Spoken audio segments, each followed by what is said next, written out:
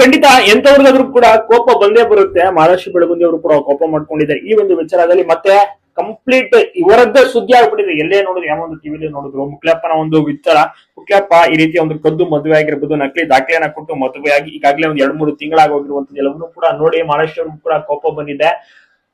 ಬಾಳು ಬೆಳಗುಂದಿ ಅವರು ಮತ್ತೆ ಮಹಾರಾಷ್ಟ್ರ ಬೆಳಗುಂದಿ ಅವರದ್ದು ಕೂಡ ಲವ್ ಮ್ಯಾರೇಜ್. ಅವರು ಕೂಡ ಈ ರೀತಿ ಒಟ್ಟಿಗೆ ಆಡ್ತಾ ಇದ್ರು, ಶೋಗಳಿಗೆ ಪರ್ಫಾರ್ಮೆನ್ಸ್ ನೀಡ್ತಿದ್ರು, ನಂತರ ಲವ್ ನಲ್ಲಿ ಮಾಡಿ ಲವ್ ಬಿದ್ದು ಮದುವೆನ ಸಹ ಮಾಡ್ಕೋತಾರೆ. ಬಟ್ ಹಿಂದೂ ಧರ್ಮ ಅಂತ ಬಂದ್ರೆ ಮಹಾರಾಷ್ಟ್ರ ಅವರಿಗೆ ಮತ್ತೆ ಬಾಳು ಅವರಿಗೆ ತುಂಬಾನೇ ಅಪಾರವಾದಂತ ಗೌರವ ಭಕ್ತಿ ಕೂಡ ಇದೆ.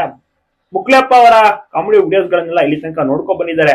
ಬಟ್ ಈಗ ಮಾಡಿರುವಂತ ಒಂದು ವಿಚಾರ, ಈಗ ಈ ರೀತಿ ಎಲ್ಲ ಒಂದು ಮದುವೆನ ಮಾಡ್ಕೋತಾರಲ್ಲ ಹಿಂದೂ ಹುಡುಗಿ, ಸೊ ಇದರಿಂದಾಗಿ ಮಹಾರಾಷ್ಟ್ರಗೂ ಕೂಡ ಬಹಳಷ್ಟು ಕೋಪವೂ ಕೂಡ ಇದೆ. ಇದನ್ನ ಅವರು ಕೂಡ ಖಂಡಿಸುತ್ತಾರೆ. ಬಟ್ ಆಗಿದಾಗೋಗಿ ಏನು ಮಾಡಕ್ಕಾಗಲ್ಲ, ಇಬ್ರು ಕೂಡ ಮದುವೆ ಆಗಾಗಿದೆ. ಸೊ ಇದನ್ನ ಈಗ ದೂರ ಮಾಡಕ್ಕಂತೂ ಆಗೋದಿಲ್ಲ, ಯಾಕಂದ್ರೆ ರಿಜಿಸ್ಟರ್ ಮಾಡ್ಕೊಂಡ್ಬಿಟ್ಟಿದ್ದಾರೆ, ದಾಖಲೆ ಇದೆ ಮದುವೆ ಆಗಿರೋದಕ್ಕೆ. ಸೊ ಹಾಗಾಗಿ ಯಾರು ಕೂಡ ಏನು ಮಾಡಕ್ ಆಗಲ್ಲ.